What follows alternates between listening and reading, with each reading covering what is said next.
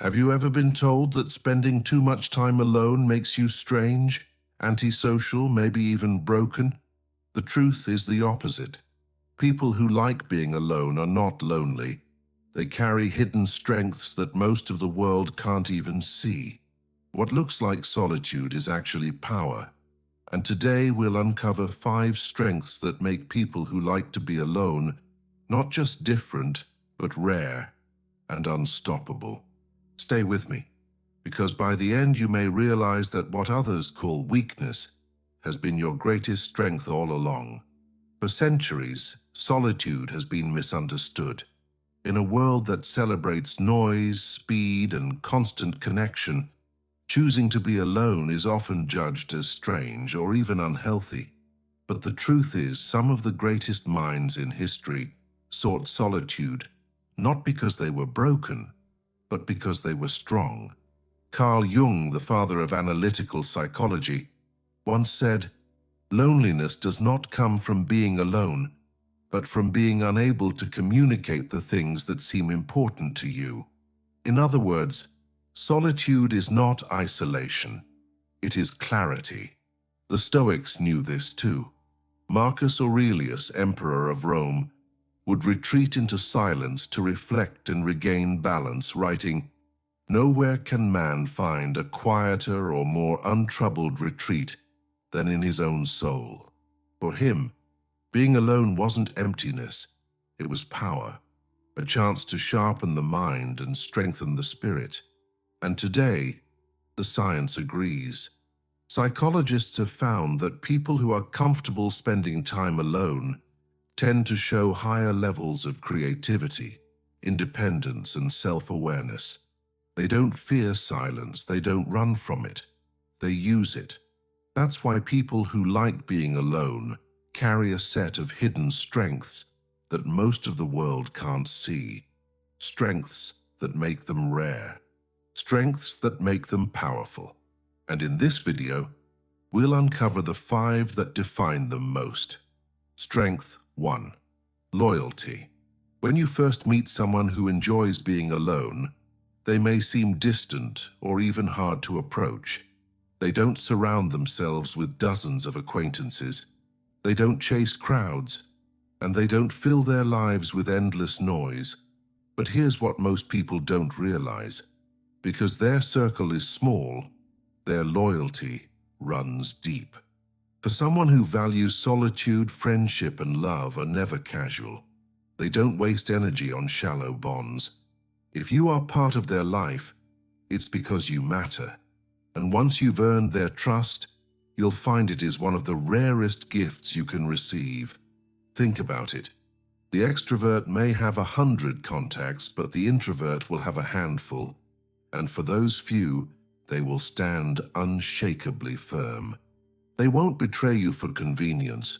They won't vanish when things get hard. And they certainly won't tolerate lies. To them, loyalty is not optional. It's sacred. This is why people who like to be alone make such reliable friends and partners. They understand the value of time and presence, so when they give you theirs, it is genuine. No masks, no pretenses, just devotion. A Stoic once wrote, "To keep a friend, one must be loyal, and to be loyal, one must be true." For the solitary, this truth is a guiding principle. They would rather walk alone than walk beside someone who is false. So if a person who enjoys solitude lets you into their inner world, know this: you are not just another face in the crowd. You are family. You are chosen. And their loyalty, once given, is stronger than iron. Strength 2. Calm confidence. There's a common misconception that people who like to be alone avoid others because they are shy, anxious, or unsure of themselves. But the truth is the opposite. Their silence is not fear, it is confidence. They don't feel the need to prove themselves in every room because they already know who they are. While others speak just to fill the air, the solitary person chooses their words carefully. They don't rush into conversations to gain attention or approval. And when they finally speak, people notice, because their words carry weight. That calm presence is often mistaken for weakness, but in reality it is one of the highest forms of strength. Think about a crowded meeting. Dozens of voices compete, each one trying to dominate. And then, after a pause, the quiet one speaks. The entire room shifts. Why? Because true confidence doesn't shout.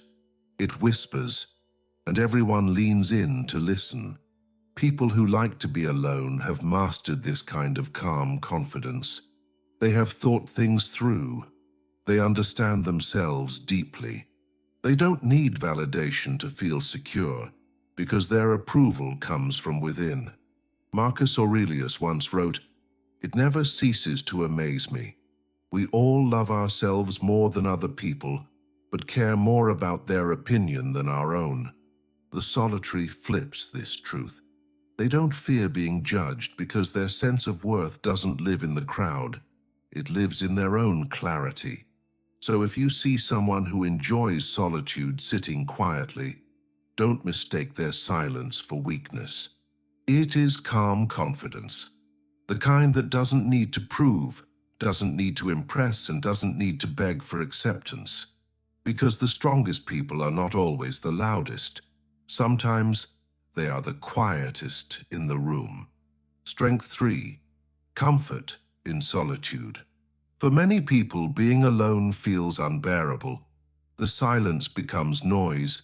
The stillness feels like emptiness, and they rush to fill the void with company, distractions, or endless scrolling. But for those who truly like being alone, solitude is not something to escape. It's something to embrace. They don't see an empty room as loneliness. They see it as freedom, a chance to breathe without masks, without expectations, without the constant pressure of performance. In solitude, they recharge. They reconnect with themselves. They find peace in ways the restless world can't understand. Think about it. Some people dread eating alone at a restaurant or spending a weekend without plans. To them, solitude feels like punishment, but the person who enjoys being alone sees it differently. A quiet dinner with a book, a walk through the park with only their thoughts, an evening spent journaling or reflecting. These moments aren't empty. They're full of self-discovery, full of quiet joy, full of meaning. Carl Jung once said, "Who looks outside dreams. Who looks inside awakes." And this is exactly the strength of the solitary. They are not afraid to look inward. They don't run from themselves. Instead, they turn solitude into a sanctuary, a place where the mind can awaken.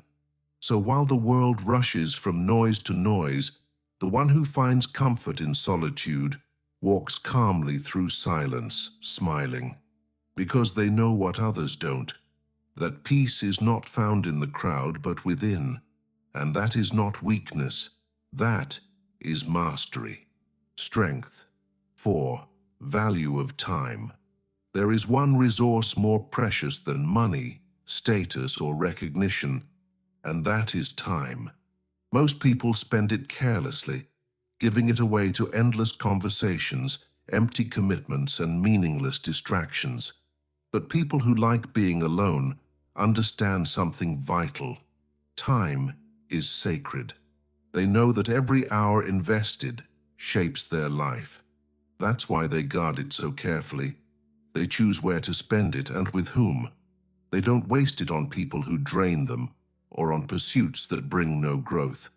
If they give you their time, it means you matter. Think of it this way. An extrovert might say yes to every invitation just to avoid missing out. But the solitary person measures carefully. They ask themselves, is this worth my energy? Will this add meaning to my life? If the answer is no, they walk away without guilt. And that discipline protects their peace. The Stoics often reminded us, we act like mortals in all that we fear, and like immortals in all that we desire. Seneca warned that most people waste life not because it's short, but because they squander it. The solitary understands this truth deeply.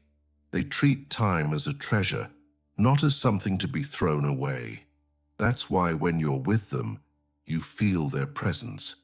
They're not half distracted scrolling through a screen or pretending to listen. They're there, because if they chose to share their time with you, it's intentional. So remember this.